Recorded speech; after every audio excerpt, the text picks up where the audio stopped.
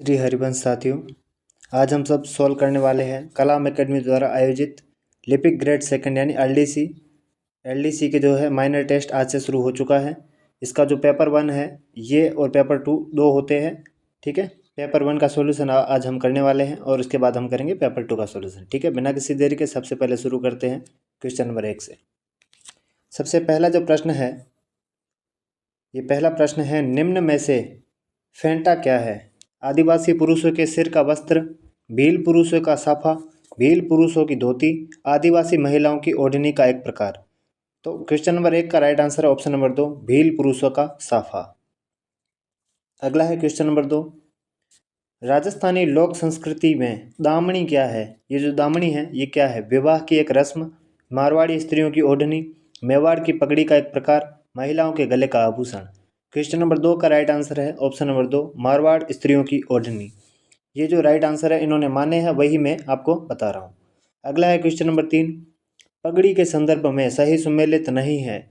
मोठड़े की पगड़ी विवाह, लहरिया पगड़ी श्रावण, मदिल पगड़ी होली, केसरिया पगड़ी युद्ध। क्वेश्चन नंबर 3 का राइट आंसर है ऑप्शन नंबर 3। और आपको पता हो तो ये अभी की हाल ही में हुई रीट मेंस लेवल 1 में भी आया था। अगला है क्वेश्चन नंबर 4, अमोवा वस्त्र, ये वस्त्र का नाम है अमोवा। अमोवा जो वस्त्र है कब पहना जाता है? विवाह अवसर पर, शिकार पर जाते समय, बालक के जन्म पर, बालिका के जन्म पर। क्वेश्चन नंबर 4 का राइट आंसर है ऑप्शन नंबर 2, शिकार पर जाते समय। ठीक है, अगला सवाल है क्वेश्चन नंबर 5, राजस्थान में नवजात शिशु की मां के लिए पीहर पक्ष की ओर से बेटी के जन्म पर किस रंग का पोमचा यानी साड़ी देने की परंपरा है?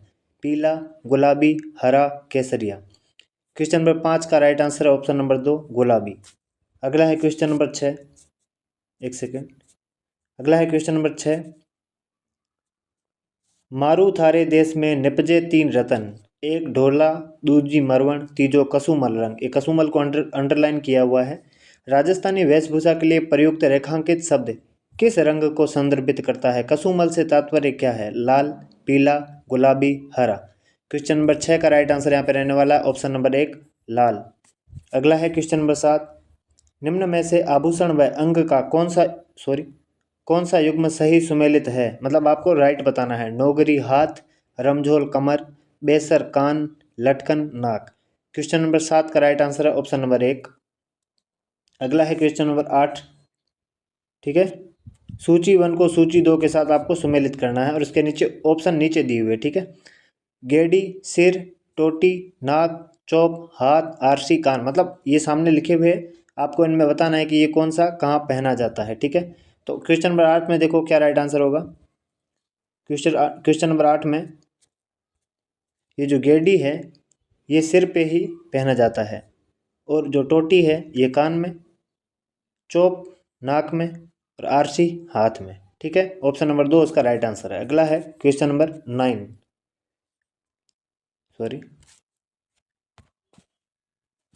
निम्नलिखित आभूषण समूहों में से कौन सा समूह सही सुमेलित नहीं है? अंगोटिया, कर्णफूल, पीपल पत्रा, झेला।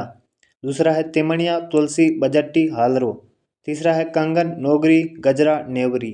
चौथा है लंगर, पायल, नूपुर, झांझर। क्वेश्चन नंबर 9 का राइट आंसर ऑप्शन नंबर 3, कंगन, नोगरी, गजरा और नेवरी। ठीक है, अगला है क्वेश्चन नंबर 10, अनवट, अनोटा, जरा और पोदरा शरीर के किस अंग के आभूषण हैं? कान, हाथ, पैर, गला। क्वेश्चन नंबर 10 का राइट आंसर है ऑप्शन नंबर 3, पैर। अगला है क्वेश्चन नंबर 11, तुलसी आभूषण महिलाओं द्वारा खालिस्तान में पहना जाता है? कान, गला, हाथ और पैर। क्वेश्चन नंबर 11 का राइट आंसर ऑप्शन नंबर 2, गला। ठीक है, अगला क्वेश्चन है क्वेश्चन नंबर 12, निम्न में से कौन सा या कौन से आभूषण पुरुषों के हैं? छेलकड़ी, नरमुख, भंवरकड़ी, तेधड़। क्वेश्चन नंबर 12 का राइट आंसर रहने वाला है ऑप्शन नंबर 1, यानी केवल 1 और 2, छेलकड़ी और नरमुख। ये तेधड़ नहीं है और भंवरकड़ी नहीं है। ठीक है, अगला है क्वेश्चन नंबर 13, ये आजकल का ट्रेंड है और ये देख लो। ठीक है, क्वेश्चन नंबर 13 है, नीचे दो कथन दिए गए हैं, एक अभिकथन ए असर्शन के रूप में लिखित है, दूसरा उसका रीजन यानी कारण दिया हुआ है। तो देखो अभिकथन और कारण क्या है, देखिए ये है। कथन ए है, जसनाथ जी ने मोक्ष प्राप्ति के लिए गुरु जी के निर्देशन को अनिवार्य माना है। और कारण इसका है कि जसनाथ जी ने गोरखमालिया में 12 वर्ष तक कठोर तपस्या की। देखो इसको करते कैसे हैं। सबसे पहले अभिकथन को पढ़ो कि जसनाथ जी ने मोक्ष प्राप्ति के लिए गुरु के निर्देशन को अनिवार्य माना है, इसीलिए इसका कारण है, इसीलिए जसनाथ जी ने गोरखमालिया में 12 वर्ष तक कठोर तपस्या की थी। क्या ये इसका कारण है? सबसे पहले आपको चेक करना है कि ए और आर दोनों सही है या नहीं है, और यदि दोनों सही है तो आर ए की व्याख्या करता है या नहीं करता है। ये दो चीज़ें आपको चेक करनी होती है, ठीक है। तो इसका जो राइट आंसर, एक सेकंड, क्वेश्चन नंबर 13, तो क्वेश्चन नंबर 13 का जो राइट आंसर रहने वाला ऑप्शन नंबर 4। ऑप्शन नंबर 4 है ए और आर दोनों सही है, लेकिन आर ए की सही व्याख्या नहीं है। इसका मतलब जसनाथ जी ने मोक्ष प्राप्ति के लिए गुरु के निर्देशन को अनिवार्य माना है, ये बात बिल्कुल सही है। और इसका कारण जो है, जसनाथ जी ने गोरखमालिया में 12 वर्ष तक कठोर तपस्या की, ये भी सही है। बातें दोनों सही है, लेकिन जसनाथ जी ने 12 वर्ष तक इसलिए तपस्या नहीं की थी कि ताकि वो गुरु के निर्देशन को अनिवार्य मान सके, ऐसे ये दोनों बातें आपस में सही नहीं है, ठीक है। अगला क्वेश्चन है क्वेश्चन नंबर 14। निम्न में से कौन सा युग्म सही सुमेलित नहीं है? नवल संप्रदाय जोधपुर, गूदड़ संप्रदाय दांतरा भीलवाड़ा, चरणदासी संप्रदाय दिल्ली, निरंजनी संप्रदाय सुलाखिया चूरू। क्वेश्चन नंबर 14 का राइट आंसर यहाँ पर रहने वाला ऑप्शन नंबर 4, ठीक है। अगला है क्वेश्चन नंबर 15। सुमेलित कीजिए। कामा मदन मोहन जी, कोटा, नाथद्वारा और सूरत में, और सामने है मदन मोहन जी, मथुरेश जी, विठलेश जी, बालकृष्ण जी। तो देखिए 15 में क्या होगा। 15 में होगा कामा में आपके मदन मोहन जी, ठीक है, कोटा में मथुरेश जी, नाथद्वारा में विठल नाथ जी, और सूरत में बालकृष्ण जी। तो इसका जो ऑप्शन नंबर 2 है ये राइट होगा। अगला है क्वेश्चन नंबर 16। संत दादू दयाल के बारे में निम्न कथनों पर विचार कीजिए। तो ये दादू दयाल के बारे में नीचे कथन दिए हुए, इनमें से कौन से सही और गलत आपको बताने हैं। दादू जी ने 1585 में मुगल सम्राट अकबर से फतेहपुर सीकरी में भेंट की थी। दादू जी के उपदेशों का संकलन दादू जी की वाणी व दादू जी रदुहा में है। लाल नाथ जी तथा चौखन नाथ जी दादू जी के शिष्य थे। दादू जी ने अपने प्रथम उपदेश सांबर में दिए थे। देखिए इसमें से कितने सही है, देखिए। तो क्वेश्चन नंबर 16 का राइट आंसर ऑप्शन नंबर 4, 1, 2 और 4 सही है, ये गलत है, ठीक है। चौखन नाथ जी और लाल नाथ जी ये इनके शिष्य नहीं है। अगला है क्वेश्चन नंबर 17। संत मावजी के संबंध में निम्न में से असत्य है। मावजी ने चोपड़ा नामक ग्रंथ की रचना की थी। मावजी द्वारा लसाड़िया आंदोलन चलाया गया था। मावजी ने सांगलिया धूनी की स्थापना की थी। मावजी के अनुयायी इन्हें कल की अवतार मानते हैं। क्वेश्चन नंबर 17 का राइट आंसर ऑप्शन नंबर 3, ठीक है। अगला है क्वेश्चन नंबर 18। ब्रह्मचरित्र, भक्ति सागर और दया बोध, दया नाम ही आ चुका है, आदि ग्रंथों का संबंध किस संप्रदाय से है? तो ये सब किस संप्रदाय से संबंधित है? तो क्वेश्चन नंबर 18 का right answer option number 2, Charandasi संप्रदाय। अगला है क्वेश्चन नंबर 19। प्रथम बार पुत्र के जन्म पर बालक और उसके परिवार को ननिहाल पक्ष द्वारा वस्त्र व आभूषण दिए जाते हैं। यह रिवाज क्या कहलाता है? जामना, मायरा, पहरावणी, जुहारी। क्वेश्चन नंबर 19 का राइट आंसर ऑप्शन नंबर 1, जामना, ठीक है। यदि आपने अभी तक हमारे यूट्यूब चैनल को सब्सक्राइब नहीं किया, कर ले, और इसका जो PDF है वो आपको रीड कोच ऑफिशियल नाम से टेलीग्राम चैनल पे मिल जाएगा। दूल्हे के बारात के प्रस्थान के बाद घर की स्त्रियों द्वारा लोक नाट्य के रूप में एक नकली विवाह का आयोजन किया जाता है, कहलाता है बढ़ार, आणो, निकासी, टूंटिया। तो क्वेश्चन नंबर 20 का राइट आंसर ऑप्शन नंबर 4, टूंटिया। अगला है क्वेश्चन नंबर 21। निम्न में से कौन सा सही सुमेलित नहीं है? इनमें से कौन सा सही सुमेलित नहीं है? हाथ बोलनो दुल्हन का प्रथम परिचय, ओलंदी वधू के साथ उसके पीर से आया निकट संबंधी, बिनोटा बारात के स्वागत की एक रस्म, और नांगल नवनिर्मित गृह उद्घाटन की रस्म। तो क्वेश्चन नंबर 21 का राइट आंसर है ऑप्शन नंबर 3, बिनोटा बारात के स्वागत की एक रस्म नहीं है। अगला है क्वेश्चन नंबर 22। निम्न में से कौन सा संस्कार बच्चे के जन्म से पहले का है? निष्क्रमण संस्कार, पुंसवन संस्कार, चूड़ाकर्म संस्कार, कर्णवेद संस्कार। क्वेश्चन नंबर 22 का राइट आंसर ऑप्शन नंबर 2, पुंसवन संस्कार, ठीक है। अगला है क्वेश्चन नंबर 23। निम्न में से कौन सी रस्में विवाह की है? इसमें से कौन सी रस्में विवाह की है? टूंटिया, सामेला, कन्यावाड़, भदर। तो क्वेश्चन नंबर 23 का राइट आंसर है ऑप्शन नंबर 3, केवल 1, 2 और 3, ठीक है। तो ये भदर नहीं है, मृत्यु से संबंधित। अगला है क्वेश्चन नंबर 24। निम्न में से बखेर का संबंध किससे है? समावर्तन का संस्कार से, विवाह संस्कार से, कुआं पूजन से, अंत्येष्टि संस्कार से।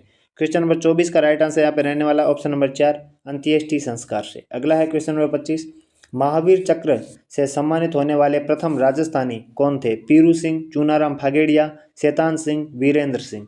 क्वेश्चन नंबर 25 का right answer option number 2 Chunaram Phagedia. अगला है क्वेश्चन नंबर 26, 1857 की क्रांति में झांसी की रानी लक्ष्मीबाई की भांति अपना शौर्य और पराक्रम दिखाने वाली सूजा कंवर राजपुरोहित कहाँ की निवासी थी? लाडनू, बाड़मेर, जोधपुर, चूरू। क्वेश्चन नंबर 26 का राइट आंसर यहाँ पे ऑप्शन नंबर 1 लाडनू। अगला है क्वेश्चन नंबर 27, पत्रकारिता का भीष्म पितामह किसे कहा जाता है? कर्पूर चंद्र कुलिस, हरि भाऊ उपाध्याय, जाबरमल शर्मा, कोमल कोठारी।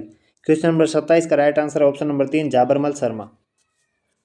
अगला है क्वेश्चन नंबर 28, निम्नलिखित में से किसने अमरदास बैरागी छद्म नाम रखकर अपना अधिकांश समय मालवा और वागड़ में व्यतीत किया था? ठीक है, जोरावर सिंह बारठ, राव गोपाल सिंह खरवा, प्रताप सिंह बारठ, अर्जुन लाल सेठी। क्वेश्चन नंबर 28 का right answer option number 1 Zorawar Singh Barhat. अगला है क्वेश्चन नंबर 29, कौन सी कविता सुनने के बाद शाही नरेश ब्रिटिश वॉइसरॉय से मिलने के लिए दिल्ली नहीं गए थे? रूठी रानी, शैतान सुजस, चेतावनीरा चुंगटिया, सांगलरी पीड़ा। क्वेश्चन नंबर 29 का राइट आंसर ऑप्शन नंबर 3 चेतावनीरा चुंगटिया।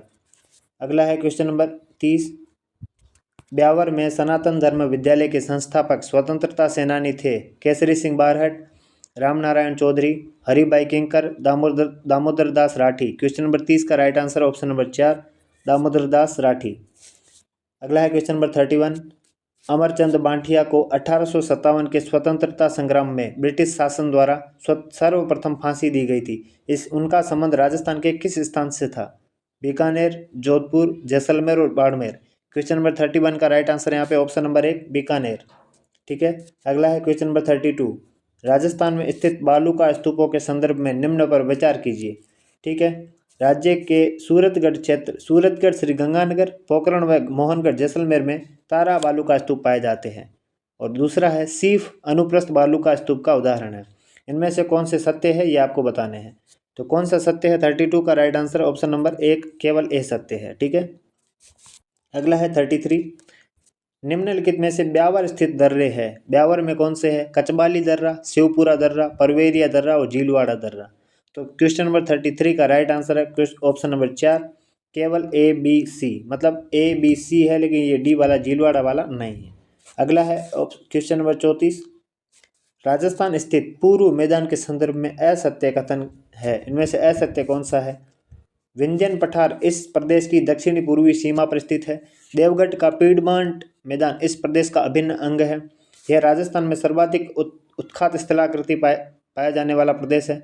इस मैदान में स्थित धौलपुर की डांग की रानी कहलाता है।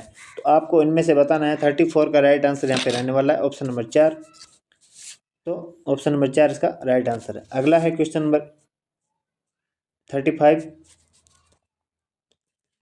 निम्नलिखित भू आकृतिक प्रदेश और भू दृश्य में से असुमेलित युग्म है? शाहबाद उच्च भू प्रदेश, रामगढ़ क्रेटर, बूंदी पर्वत श्रेणी, खटखट दर्रा, मध्य माही बेसिन, छप्पन का मैदान, ऊपर माल का पठार, जरगा चोटी। तो क्वेश्चन नंबर 35 का राइट आंसर यहाँ पे रहने वाला ऑप्शन नंबर 4 ऊपर माल का पठार, जरगा चोटी। अगला है क्वेश्चन नंबर 36, राजस्थान के नए जिलों के निर्माण से संबंधित निम्नलिखित में से कौन सा समय क्रम के अनुसार सही है? धौलपुर 12 दौसा राजसमंद, दौसा हनुमानगढ़ 12 प्रतापगढ़, प्रतापगढ़ 12 दौसा हनुमानगढ़ और हनुमानगढ़ 12 दौसा प्रतापगढ़। और ये हाल ही में रीट में भी पूछा था। ठीक है, तो 36 का राइट आंसर यहाँ पे रहने वाला ऑप्शन नंबर 1 धौलपुर 12 दौसा राजसमंद। अगला है क्वेश्चन नंबर 37, राजस्थान स्थित डग गंगाधर उच्च प्रदेश के संदर्भ में निम्नलिखित में से सत्य कथन नहीं है। इनमें से कौन सा सत्य नहीं है? यह हाड़ौती पठार का दक्षिणी पश्चिम भाग है। यह प्रदेश में धरातलीय विविधता बहुत कम है। चंबल नदी इस प्रदेश की पूर्वी सीमा बनाती है और यह हाड़ौती प्रदेश की सबसे छोटी भू आकृति है। तो क्वेश्चन नंबर 37 का राइट आंसर यहाँ पे रहने वाला है ऑप्शन नंबर 3। ठीक है, तो ये वाला इसका 37 का 3 नंबर इसका राइट आंसर होगा। अगला है क्वेश्चन नंबर 38, राजस्थान के मरुस्थलीय भाग का लगभग कितना क्षेत्र बालू का स्तूप मुक्त प्रदेश है? 48.8%, 61.11%, 41.5%, 58.5%। 38 का राइट आंसर ऑप्शन नंबर 3, 41.5%। ठीक है, अगला है क्वेश्चन नंबर 39। निम्नलिखित में से असत्य कथन को चुनिए। अरावली एक अवशिष्ट पर्वत श्रेणी का उदाहरण है। हाड़ौती पठार लावा मिश्रित सेल एवं विंध्य सेलों का सम्मिश्रण है। थार मरुस्थल का सामान्य ढाल दक्षिण पश्चिम से उत्तर पूर्व की ओर है। राजस्थान की पूर्वी मैदान गंगा के मैदान का उपभाग है। तो क्वेश्चन नंबर 39 का राइट आंसर क्या होगा? देखिए 39 का राइट आंसर ऑप्शन नंबर 3। ठीक है, अगला है क्वेश्चन नंबर 40। Question number 40। दक्षिणी पूर्वी पठार प्रदेश स्थित मुकुंदरा पर्वत श्रेणी का सर्वोच्च शिखर कहाँ है? किशनगंज के निकट, चंदवाड़ी क्षेत्र में, मांगरोल के निकट और दीगोद के निकट। क्वेश्चन नंबर 40 का राइट आंसर ऑप्शन नंबर 2, चंदवाड़ी क्षेत्र में। अगला है क्वेश्चन नंबर 41। निम्नलिखित में से कौन सा शिखर कुंभलगढ़ से ऊंचा तथा देलवाड़ा से नीचा है? ठीक है, अचलगढ़, शेर, सज्जनगढ़, ऋषभदेव। क्वेश्चन नंबर 41 का right answer option number 1, Achalgarh. अगला है क्वेश्चन नंबर 42। निम्नलिखित में से कौन से जिले का आकार तिलक के समान है? जैसलमेर, दौसा, राजसमंद, सीकर। क्वेश्चन नंबर 42 का राइट आंसर है ऑप्शन नंबर 3, राजसमंद। अगला है क्वेश्चन नंबर 43। निम्नलिखित में से राजस्थान में निम्नलिखित स्थलाकृतियों का उत्तर से दक्षिण में उनकी अवस्थिति का सही क्रम कौन सा है? भौमट, बांगर, घग्गर का मैदान और ऊपरमाल। क्वेश्चन नंबर 43 का राइट आंसर ऑप्शन नंबर 4, 3, 2, 4, 1। ठीक है, सबसे पहला ये होगा, उसके बाद बांगर, ठीक है, उसके बाद ये होगा ऊपरमाल और फिर है भौमट। 3, 2, 4, 1। अगला है क्वेश्चन नंबर 44। राजस्थान के धरातलीय स्वरूपों के संबंध में निम्नलिखित में से कौन सा कथन गलत है? अरावली विश्व की प्राचीनतम वलित श्रेणी है। अरावली प्रदेश की उत्पत्ति अंगारा लैंड से हुई है। पश्चिमी बालू का मैदान 33 सागर का अवशेष है। दक्षिणी पूर्वी पठार गोंडवाना लैंड का विस्तारित भाग है। क्वेश्चन नंबर 44 का राइट आंसर यहाँ पे रहने वाला है option number 2, Aravalli, option number 2 इसका राइट है। अरावली प्रदेश की उत्पत्ति अंगारा लैंड से हुई थी, यह कथन गलत है। अगला है क्वेश्चन नंबर 45।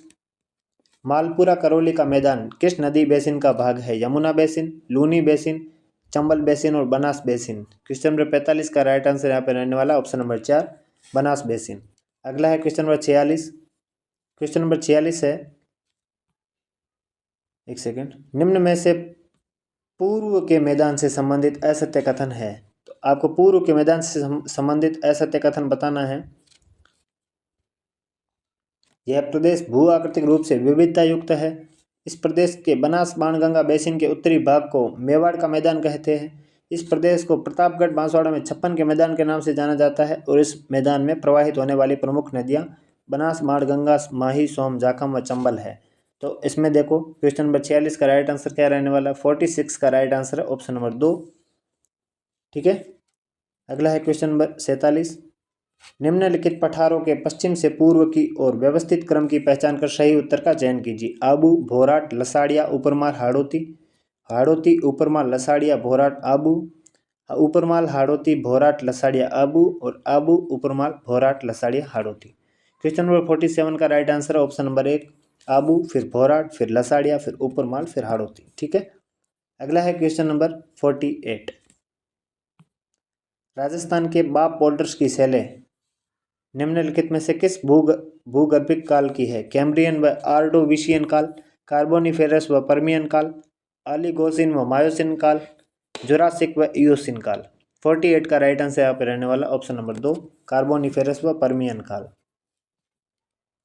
अगला है 49। विंध्यन कगार भूमि प्रमुखतः निर्मित है संगमरमर एवं ग्रेनाइट से, क्वार्टजाइट एवं ग्रेनाइट से, बालू का पत्थर एवं सेल से, बेसाल्ट से। क्वेश्चन नंबर 49 का राइट आंसर ऑप्शन नंबर 3, बालू का पत्थर एवं सेल से।